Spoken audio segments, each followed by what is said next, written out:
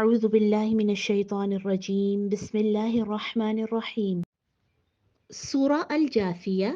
सूरा नंबर 45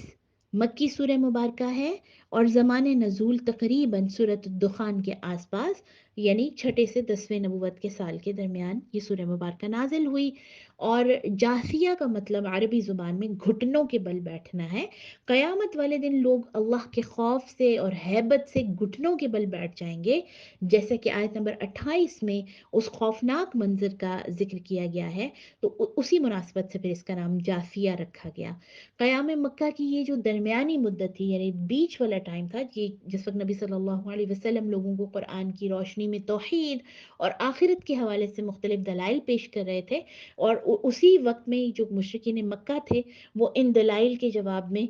मजाक और इस्तेहज़ा से और फ़न बनाते थे इन सारी बातों का। तो इस सूरह मुबारका में अल्लाह सुब्हानहू व तआला ने मुशरिकीन मक्का के ख़िलाफ़ फ़र्द जुर्म यानी चार्जशीट जो है वो पेश की है और ये बताया कि इनके जराइम ये हैं कि ये शिरक में मुब्तला हैं, इसी तरह ये मुतकब्बिर हैं, तकब्बुर करने वाले हैं। और ये वो लोग हैं, आयत नंबर 23 में जो बताया गया कि इन्होंने अपनी ख्वाहिशात नफ्स को अपना इलाह बना लिया है। क्या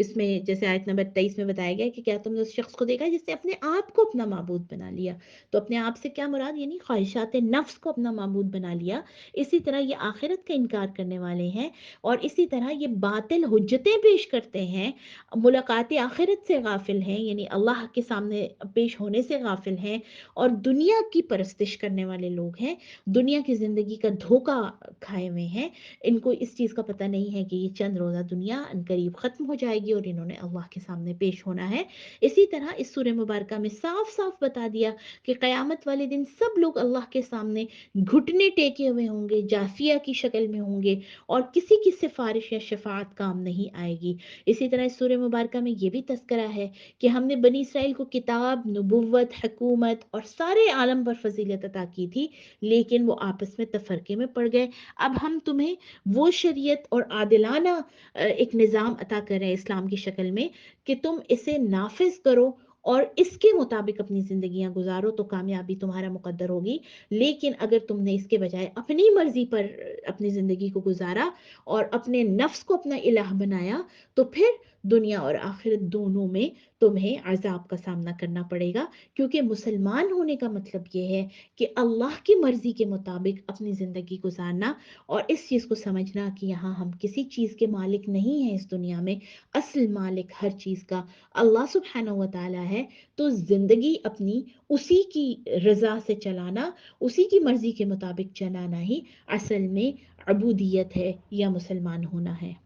सूरा अल अहक़ाफ़ सूरा नंबर 46 मक्की सूरह मुबारका है और इस सूरह मुबारका का नुज़ूल 10 नबवी नबूवत के 10वें साल सफ़र ताइफ के बाद आप सल्लल्लाहु अलैहि वसल्लम नखला के मुकाम पर कुछ दिन ठहरे थे वहाँ हुआ। इस सूरह मुबारका को अंडरस्टैंड करने के लिए, इसके मज़ामीन को समझने के लिए हमें थोड़ा सा बैकग्राउंड ज़रूर जहन में रखना चाहिए 10 नबवी का, जो कि आप सल्लल्लाहु अलैहि वसल्लम की ज़िंदगी में सबसे मुश्किल साल, सबसे ज़्यादा तकलीफ़ और मुसीबतों वाला साल जो है वो कंसीडर किया जाता है। इसी साल को आमुल हुज़्न भी कहा गया क्योंकि इसमें पहले 3 साल का बाइकॉट शेब अबी तालिब वाला और उसके बाद उसी साल हज़रत अबू तालिब जो आप सल्लल्लाहु अलैहि वसल्लम के चचा थे और तकरीबन 10 साल से आपकी ढाल बने हुए थे कुरैश के मज़ालिम के ख़िलाफ़, और उनके कुछ अरसे बाद यानी उनका इंतकाल हुआ पहले और उसके उनके कुछ ही अरसे के बाद हज़रत खदीजतुल कुबरा जो आपकी ज़ौजा थी, आपकी गमख्वार थी, आपकी साथी थी, उनका इंतकाल हो गया। और हज़रत खदीजा और अबू तालिब की वफ़ात के बाद कुफ़ार मक्का बहुत दलेर हो गए थे आप सल्लल्लाहु अलैहि वसल्लम और मुसलमानों के मुकाबले में, पहले से ज़्यादा आपको तंग करने लगे, यहाँ तक कि आपका घर से बाहर निकलना भी मुश्किल हो गया और आप सल्लल्लाहु अलैहि वसल्लम को तरह तरह की तकलीफ़ें पहुँचा रहे थे। कोई यानी तकलीफ़ ऐसी नहीं थी जो उन दिनों उन्होंने आपको ना दी हो। जैसे कि एक दिन कुरैश के कुछ लोफर और ओबाश किस्म के जो लोग हैं, उन्होंने आप सल्लल्लाहु अलैहि वसल्लम गुजर रहे थे गली से तो आपके सर पर मट्टी फेंक दी और शदीद यानी एक तशद्दुद और जुल्म वाली कैफियत। और उसी दौरान आप सल्लल्लाहु अलैहि वसल्लम इस इरादे से ताइफ तशरीफ़ ले गए कि वहाँ जो कबीला था बनी सकीफ़ उसको इस्लाम की दावत दें और अगर ये मुमकिन हो जाए کہ یا تو وہ مسلمان ہو جائیں یا پھر آپ کو اپنے ہاں آنے دیں، تو چلیں وہاں جا کر اسلام کا کام آسانی سے ہو سکے۔ لیکن ہم سب کو پتہ ہے کہ طائف میں آپ صلی اللہ علیہ وسلم کے ساتھ کیا سلوک ہوا۔ قریش مکہ پہلے ہی وہاں پہنچ چکے تھے، انہوں نے وہاں کے لوگوں کو جو ہے اور خاص طور پہ سرداروں کو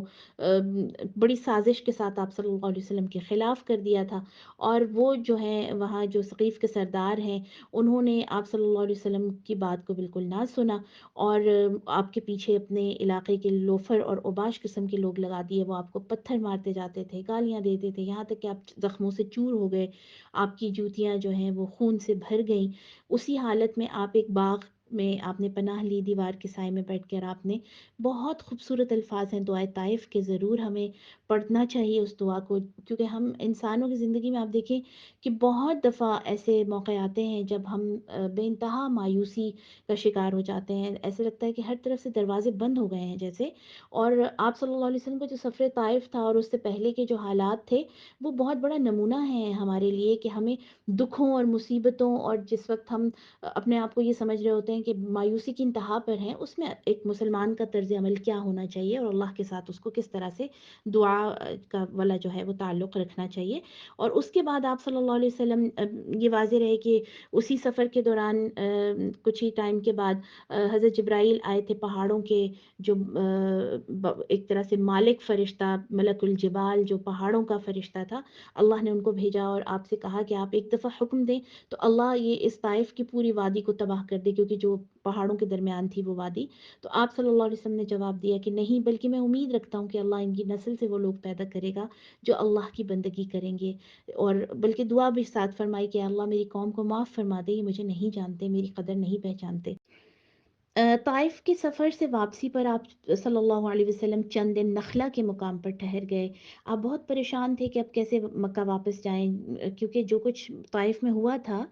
ظاہر اس کی خبریں قریش تک پہنچ گئی تھیں، تو وہ تو پہلے سے زیادہ آپ کو یعنی تشدد اور تکلیف پہنچانے پر دلیر ہو جائیں گے۔ انہی ایام میں آپ صلی اللہ علیہ وسلم ایک دن نماز میں قرآن کی تلاوت فرما رہے تھے کہ جنوں کا ایک گروہ ادھر سے گزرا، انہوں نے قرآن سنا، وہ ایمان لے آئے اور واپس جا کر انہوں نے اپنی قوم میں اسلام کی تبلیغ شروع کر دی۔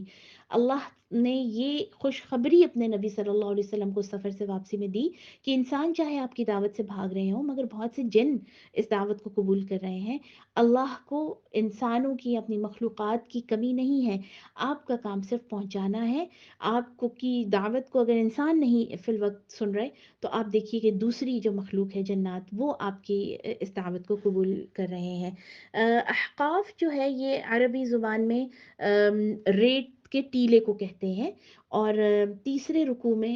اس حوالے سے قوم عاد کے قصے کو بیان کرتے ہوئے حقف یا احقاف کا لفظ آیا ہے، اسی مناسبت سے اس کا جو نام ہے احقاف رکھا گیا ہے۔ سورہ احقاف میں اوورال اگر ہم دیکھیں تو اثبات توحید، رد شرک اور نبی صلی اللہ علیہ وسلم کے منصب رسالت کی وضاحت جو ہے وہ قریش کے سامنے کی گئی ہے۔ ان کو بتایا گیا ہے کہ تمہارے وہ الہ جنہیں تم اللہ کا تقرب حاصل کرنے یا شفاعت حاصل کرنے کے لیے پوجتے ہو، وہ بے بس اور لاچار ہیں۔ اسی طرح اس سورہ میں وادی احقاف میں بسنے والی قوم عاد کی ہلاکت کا تذکرہ ہے کہ کیسے وہ اپنے آپ کو شان و شوکت اور بہت عظیم الشان بلندیوں والا سمجھتے تھے، لیکن اللہ کا جب حکم آیا تو ان کا نشان بھی باقی نہ رہا۔ اسی طرح جنات کا قرآن سن کر ایمان لانے کا واقعہ ہے اس سورہ مبارکہ میں۔ قرآن اور رسول اللہ صلی اللہ علیہ وسلم پر اعتراضات کا جواب ہے، جو مذاق اڑا رہے تھے، جو اعراض کر رہے تھے، جو انکار کر رہے تھے قرآن کا، ان کے لیے ہلاکت کی دھمکی ہے۔ اسی طرح اس سورہ مبارکہ میں اس چیز کا بھی ذکر ہے کہ ایک انسان زندگی کے کئی ادوار سے گزرتا ہے، کئی مہینے وہ ماں کے پیٹ میں گزارتا ہے، پھر ماں کی گود میں گزارتا ہے جو رضاعت کا ٹائم ہے، پھر وہ بالغ اور جوان ہو کر اپنے قدموں پر، اور پھر 40 سال کا ہوتا ہے کہ جب وہ پوری طرح میچور ہو جاتا ہے اور اللہ کی طرف رجوع کرتا ہے۔ اور بہترین ہیں وہ لوگ کہ جو اس موقع پر اپنے لیے اور اپنے والدین کے لیے دعا مانگتے ہیں، اور اس دعا کا سورۃ الاحقاف میں جو ہمیں ایک سکھائی گئی ہے کہ جو انسان 40 سال کی عمر تک پہنچ جائے وہ اپنے والدین کے حق میں نیکی اور حسن سلوک کرتے ہوئے اور اپنی اولاد کے لیے دعا مانگتے ہوئے اس طرح سے اللہ سے جو ہے وہ مدد مانگے، ربی اوزعنی ان اشکر نعمتک التی انعمت علی وعلی والدی علي وأن أعمل صالحا ترضاه وأصلح لي في ذريتي إني تبت إليك وإني من المسلمين، کہ اے اللہ مجھے توفیق دے کہ میں تیری ان نعمتوں کا شکر ادا کروں جو تو نے مجھے اور میرے والدین کو عطا فرمائی، اور ایسے نیک کام کرتا رہوں جس سے تو راضی ہو جا، اور میری اولاد کو بھی میرے لیے نیک بنا کر مجھے سکھ عطا فرما، میں تیرے حضور توبہ کرتا ہوں اور تیرے مسلمان بندوں میں سے ہوں۔ اس کے برعکس دوسرا جو نمونہ پیش کیا گیا کہ ایسے بھی لوگ ہیں کہ جو والدین کے ساتھ بھی برا سلوک کرتے ہیں، آخرت کا انکار کرتے ہیں، یہی اصل میں خسارے کا سودا کرنے والے ہیں، کہ ان کے والدین جب ان کو نیکی کا تذکرہ ان کے سامنے کریں، تلقین کریں، تو یہ ان کو جھڑک دیتے ہیں، ڈانٹ دیتے ہیں، اور ان کی بات کو پہلے زمانے کے لوگوں کی باتیں کہہ کر رد کر دیتے ہیں۔ تو یہاں مجھے اور آپ کو دیکھنا چاہیے کہ ہمارا شمار کن لوگوں میں ہوتا ہے جو اپنی وقت کے ساتھ ساتھ عمر بڑھتے ہوئے اللہ کا شکر ادا کرتے ہیں اور اپنی اطاعت، اللہ کی اطاعت میں اور اللہ کے تابع فرمانی میں زیادہ ہوتے ہیں، یا نخوت اور تکبر میں، یا یہ کہہ کر کہ والدین کا وقت جو ہے، یا ہم سے جو پہلے لوگ ہیں وہ تو کچھ نہیں جانتے اور ہم ہی سب کچھ جانتے ہیں۔ سورت کی آخری آیت میں نبی صلی اللہ علیہ وسلم کو سارے یہ جو مشکل ٹائم تھے ان میں تسلی دیتے ہوئے فرمایا فَاصْبِرْ كَمَا صَبَرَ أُولُو الْعَزْمِ مِنَ الرُّسُلِ، کہ اے نبی صلی اللہ علیہ وسلم آپ صبر سے کام لیجئے جس طرح اولو العزم رسولوں نے صبر کیا۔ اور یہ جو آپ کو تنگ کر رہے ہیں آج، یہ جو آپ کو طرح طرح کی اذیتیں پہنچا رہے ہیں، آپ دیکھیے آپ سے پہلے جو آپ کے بھائی انبیاء کرام تھے ان کے ساتھ بھی ان کی قوموں نے ایسا ہی سلوک کیا، تو آپ ان کے بارے میں جلدی نہ کیجیے۔ وَلَا تَسْتَعْجِل لَهُمْ كَأَنَّهُمْ يَوْمَ يَرَوْنَ مَا يُوعَدُونَ لَمْ يَلْبَثُوا إِلَّا سَاعَةً مِّن نَّهَارٍ بَلَاغٌ فَهَلْ يُهْلَكُ إِلَّا الْقَوْمُ الْفَاسِقُونَ، کہ یہ وہ لوگ ہیں کہ جس دن یہ اس عذاب کو دیکھ لیں گے جن کا ان کو خوف دلایا جا رہا ہے، تو ان کو لگے گا کہ ہم تو دنیا میں رہے ہی نہیں، ہم تو ایک گھڑی دنیا میں رہ کر آئے ہیں صرف، یعنی اپنی دنیا کی ساری زندگی بھول جائیں گے جب اللہ کا عذاب دیکھیں گے۔ تو آپ ان کے اس تکلیف اور جو ان کے برے رویے ہیں اس کے جواب میں صبر کا ایک یعنی جو سیمپل ہے پچھلے انبیاء کا، اس کو اپنے سامنے رکھیے۔ سورہ محمد، سورہ نمبر 47 مدنی سورہ مبارکہ ہے، اور اس سورت کا ایک اور نام سورۃ القتال بھی ہے۔ چونکہ یہ سورت اس کا جو زمانہ نزول ہے وہ غزوہ بدر سے پہلے 2 ہجری میں اس سورت کا نزول ہوا، اور یہ وہ سورت تھی کہ جس میں مسلمانوں کو اب قریش مکہ اور کفار مکہ کے خلاف جہاد کرنے کا حکم دیا گیا تھا، اس لیے اس کا نام سورۃ القتال بھی ہے۔ مدینہ منورہ آنے کے بعد مکے کے مقابلے میں مسلمانوں کے حالات مختلف ہو گئے تھے، چونکہ مسلمانوں کے پاس اب اتھارٹی تھی، ایک مسلمان ریاست کا جو ہے وہ قیام ہو چکا تھا۔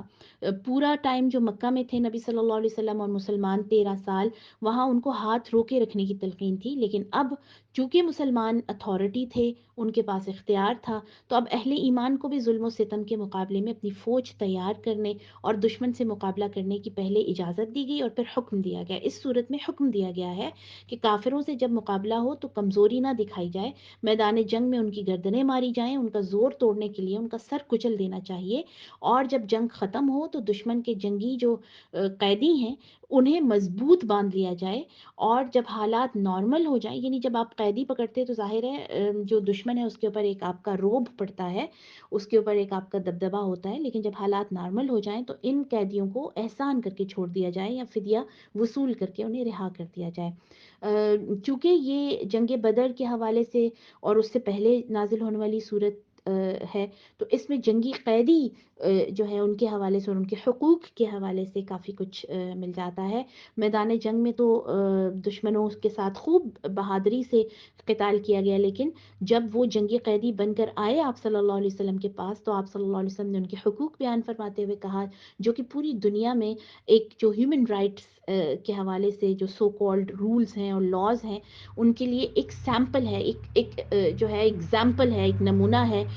کہ جب یہ قیدی جنگی قیدی آپ کے پاس آئیں تو آپ صلی اللہ علیہ وسلم نے ان کے حقوق بیان فرماتے ہوئے فرمایا کہ نہ تو انہیں قتل کیا جائے، نہ ایذا پہنچائی جائے گی، انہیں پیٹ بھر کر کھانا کھلایا جائے، زخمیوں کی مرہم پٹی کی جائے، اور جن کا لباس پھٹ گیا انہیں نئے کپڑے بھی دیے جائیں۔ اس سورہ مبارکہ میں اللہ سبحانہ و تعالیٰ نے فرمایا تھا جنگ سے پہلے کہ تم اللہ کی مدد کرو تو وہ تمہاری مدد کرے گا اور تمہارے قدم جما دے گا، پھر فرمایا کافروں کو اللہ ملیا میٹ کر دے گا اور ان کا جو ہے کوئی حامی و ناصر نہیں ہوگا، جبکہ ایمان والوں کا حامی و ناصر اللہ ہے۔ دوسرے رکوع میں جنت اور اس کی نعمتیں بیان کی گئی ہیں، اور حضرت صلی اللہ علیہ وسلم سے یہ کہا گیا ہے کہ اپنے لیے بھی اللہ سے مغفرت طلب کریں، اور مومن عورتوں اور مردوں کے قصور معاف کرنے کے لیے بھی اللہ سے استغفار کریں۔ اسی طرح اس سورہ مبارکہ کا جو تیسرا رکوع ہے اس میں منافق اور مومنین دو سیمپلز ہمیں دیے گئے ہیں، کہ جو پہلے تو کہتے تھے، منافقین کا بیان کرتے ہوئے یہ سامنے آتا ہے کہ پہلے یہ کہتے تھے کہ ہمیں ہاتھ روکنے کا کیوں حکم دیا گیا، ہم ان سے مقابلہ کریں گے جو کفار ہیں۔ لیکن جس وقت قتال کا حکم نازل ہوا تو اہل ایمان نے تو فوراً لبیک کہا، لیکن یہ جو منافقت والے لوگ تھے جن کے دلوں میں نفاق تھا، وہ اللہ کے رسول کی طرف ایسے دیکھنے لگتے تھے جیسے کسی پر موت طاری ہو گئی۔ تو اللہ فرما رہا ہے اس سورہ مبارکہ میں تقریباً چوتھے رکوع میں کہ اللہ نے ان کو بے نقاب کر دیا ہے، تم ان کے چہرے جلد پہچان لوگے جو جن کے دلوں میں نفاق ہے۔ اسی طرح اس سورت کے آخر میں اہم بڑی ہدایات ہیں کہ اہل ایمان تم ان کے روب میں نہ آؤ اور دب کر صلح کی درخواست نہ کرو، غلبہ تمہارا ہی مقدر ہے، اللہ تمہارے ساتھ ہے، وہ تمہارے اعمال کو ہرگز ضائع نہیں کرے گا، اور اللہ کے راستے میں خرچ کرنے سے اپنے آپ کو بخل کی طرف نہ لے کر جاؤ، کیونکہ دیکھیے اللہ کے دین کا جو غلبہ ہے اور قیام ہے، چاہے وہ قتال کی اور جہاد کی شکل میں ہو، چاہے اللہ کے دین کے علم کی اشاعت کی شکل میں ہو، ان دونوں صورتوں میں مسلمانوں کو خاص طور سے آپ دیکھیے کہ مالی مدد کی ضرورت ہوتی ہے، اور وہ مدد مسلمانوں کے صدقہ سے ہی میسر آ سکتی ہے۔ تو اس سورہ مبارکہ میں پھر اس کا تذکرہ ہے کہ اس میں بخل کا ساتھ نہیں لینا چاہیے، بخل نہیں کرنا چاہیے اللہ کے راستے میں دیتے ہوئے، کیونکہ اللہ غنی ہے اور تم اس کے محتاج ہو۔ اسی طرح آخری آیت جو ہے اس سورہ مبارکہ کی، کہ اللہ اور اس کا دین تمہارا محتاج نہیں ہے، اگر تم اللہ کے احکامات کی اطاعت نہیں کرو گے تو اللہ کسی اور قوم کو چن لے گا جو تمہاری طرح بزدل نہیں ہوں گے، اور اللہ کی یہ سنت ہے کہ وہ قوموں کو کسی کام کے لیے چنتا ہے تو جب تک وہ اس کا حق ادا کرتے رہیں اللہ اپنی رحمت اور ان کو نصرت سے نوازتا ہے، لیکن جب لوگ اپنے فرض سے جو حقیقی ان کے ذمہ داری ہے اشاعت اور اقامت دین کی، جب وہ اس سے اپنے آپ کو دور کرنے لگے تو اللہ ان کو راندہ درگاہ بنا دیتا ہے، ان کو عبرت کا نشانہ بناتا ہے، اور ان کی جگہ کوئی اور قوم کھڑی کر دیتا ہے۔ تو آج ہم تاریخ کے جس دور سے گزر رہے ہیں، جس میں آپ دیکھیے جہاد سے ہم کتنے دور ہیں، اسلام سے کتنے دور ہیں، جہاں لوگ جہاد کر رہے ہیں ہم اس کو بھی کئی طرح کی میننگز دے رہے ہوتے ہیں، اور آپ دیکھیے مسلمان اس وقت پوری دنیا میں، چاہے فلسطین ہے چاہے کشمیر ہے، کس حالت میں ہے۔ یہ صرف اسی لیے ہے کہ ہم اس جو قتال اور جہاد کا اللہ نے حکم دیا ہے اس سے اپنے آپ کو ہم نے بہت دور رکھا ہوا ہے، اور اس دنیا کے اندر اپنے آپ کو ہم نے ایک طرح سے تساہل پرستی اور بزدلی کے ساتھ دھسا دیا ہے۔ تو اب دیکھیے کہ اللہ کس نئی قوم کو کھڑا کرتا ہے، کیونکہ یہ اللہ کی سنت ہے، اور اللہ ہمیشہ یوں ہی کرتے رہے ہیں کہ اللہ وہاں سے اپنی دین کی مدد کے لیے لوگ کھڑے کرتے ہیں جہاں سے انسان سوچ بھی نہیں سکتا۔ تو اللہ کریم ہمیں اور ہماری اولادوں کو اقامت دین، اشاعت دین اور دین کے جو مددگار لوگ ہیں ان لوگوں میں شامل کرے، آمین۔ وما علینا الا البلاغ۔ السلام علیکم ورحمۃ اللہ۔